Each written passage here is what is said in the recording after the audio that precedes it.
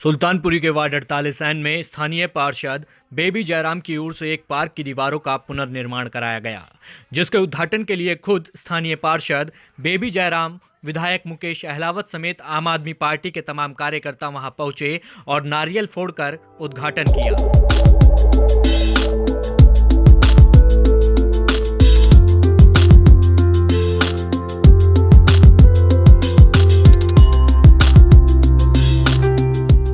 क्या नाम है, कोरोना काल में बहुत ज़्यादा दिक्कत आई है फंड की। हम सब लोग काम करना चाहते हैं, हमारे निगम पार्षद भी काम करना चाहते हैं और इस कोरोना काल में फंड ना होने के बावजूद भी हमारे यहाँ पर निगम पार्षद पार्कों की बाउंड्री करवा रहे हैं। तो पहले तो मैं इनका बहुत धन्यवाद करता हूँ और ऐसे ही काम करते रहें और हम काम करते रहेंगे इसमें। सर, आगे की कुछ योजना है जिस तरीके से सुल्तानपुरी के विकास कार्यों को लेकर लगातार जो है आपकी सरकार काम कर रही है, आप काम कर रहे हैं, पार्षद काम कर रहे हैं, क्या कुछ योजनाएं हैं आगे की? अभी ऐसा हम एक तो गेट लगवा रहे हैं हर एक विधानसभा में, लाइटें हमने लगवा चुके हैं, कुछ लाइटें और बची है वो और लगवा देंगे। बाकी हमारा जो मेन फोकस होगा कि हम जो हमारे नाले हैं बहुत सालों से बने नहीं हैं, उसको नाले पूरे करवाएंगे।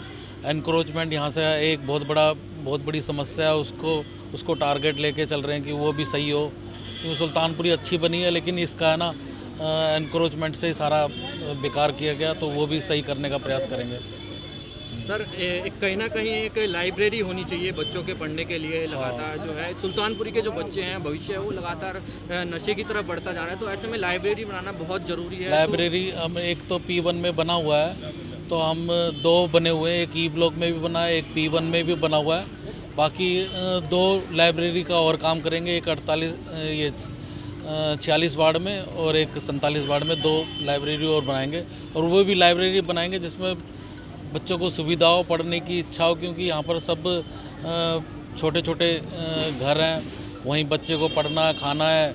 तो बच्चों को यदि पढ़ना है तो एक शांत जगह से मिल जाए, तो लाइब्रेरी यहाँ के लिए बहुत ज़रूरी है बच्चों को पढ़ने के लिए। आगे की योजना में कहीं ना कहीं स्पोर्ट्स कॉम्प्लेक्स भी है, जिस तरीके से सुल्तानपुरी के बच्चे स्पोर्ट्स में भी बहुत आगे पहुँच रहे हैं, लेकिन कहीं ना कहीं सुविधाओं के अभाव में पीछे हट जाते हैं। ऐसा स्पोर्ट्स कॉम्प्लेक्स हमारे 2 बनेंगे। एक हमारा इंदिरा पार्क है, जो जहाँ पर रामलीला होती थी, वहाँ पर स्पोर्ट्स कॉम्प्लेक्स की बाउंड्री लगनी शुरू हो चुकी है, बननी शुरू हो गई है। स्पोर्ट्स कॉम्प्लेक्स वो भी क्या नाम है, डुप्लेक्स बनेगा और फुल्ली एयर कंडीशन बनेगा।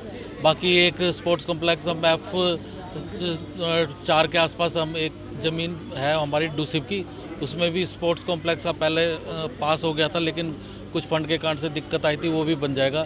और वो स्पोर्ट्स कॉम्प्लेक्स में सारी जो सुविधाएं जो ओलंपिक में होती है वो सारी सुविधाएं उसमें कराएंगे।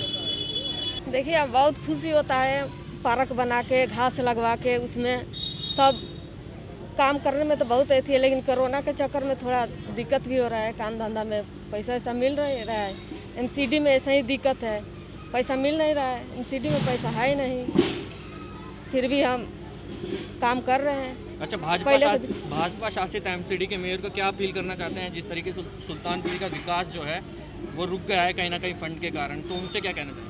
फंड के कारण तो रुक गए हैं, लेकिन फिर भी माने दिल्ली सरकार के काम चलते ही रहता है। दिल्ली सरकार के काम तो कभी नहीं रुकता है। भाजपा लोग वो पैसा खा जाते हैं, दिल्ली सरकार देते हैं, खा जाते हैं, उसके हिसाब नहीं देते हैं। क्योंकि देखिए, आम आदमी पार्टी, आप लोगों को भी पता है, पूरी दिल्ली की जनता को पता है कि आम आदमी पार्टी एक काम करने को, विचार को लेकर के पार्टी बनाई थी और वो काम कर रही है।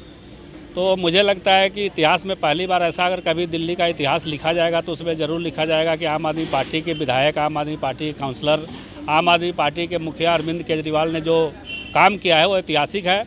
और हम लोग तो चूँकि ज़मीन से जुड़े हुए लोग और काम करने के लिए आए थे, और हम अपने वार्ड में जितना भी संभव हो सका है, उत्तरी दिल्ली नगर निगम के अंदर अगर आंकड़ा उठा के आप लोग देखेंगे तो शायद अपने 48 नंबर वार्ड में हम लोगों ने बहुत अच्छा प्रयास किया, बहुत मेहनत किया और इसमें बहुत अच्छा काम किया है। जो पार्कों के अभी हमें गेट भी 12 पार्क हैं F ब्लॉक में, सबके गेट लगाने हैं और बहुत सारे पार्कों का सुधार हमने किया है। और एक बहुत बड़ी समस्या थी हमारे विधानसभा की, एक जच्चा बच्चा केंद्र जो महिलाओं के लिए बहुत बड़ी दिक्कत थी, उसको भी हमने कंप्लीट कर दिया है। और हो सकता है कि आप लोगों को ज़रूर हम उसमें बुलाएंगे, उद्घाटन अगले महीने में होने वाला है, उसमें CM साहब को भी बुलाने का विचार है। और मैं चाहता हूँ कि सुल्तानपुरी की जनता बहुत दिनों से काम के मामले में परेशान है और इस बार शायद लगता है कि कोई समाज सेवा करने वाला व्यक्ति आया है और काम यहाँ का होगा। और विधायक जी का भी सपोर्ट मिला तो काफ़ी सारे काम करने के हम लक्ष्य रखे हुए हैं। आपको बता दें कि स्थानीय पार्षद बेबी जयराम की ओर से क्षेत्र में विकास कार्य निरंतर जारी है और जल्द ही आने वाले समय में पार्षद जच्चा बच्चा केंद्र के रूप में क्षेत्रवासियों को एक नई सौगात देने जा रही हैं।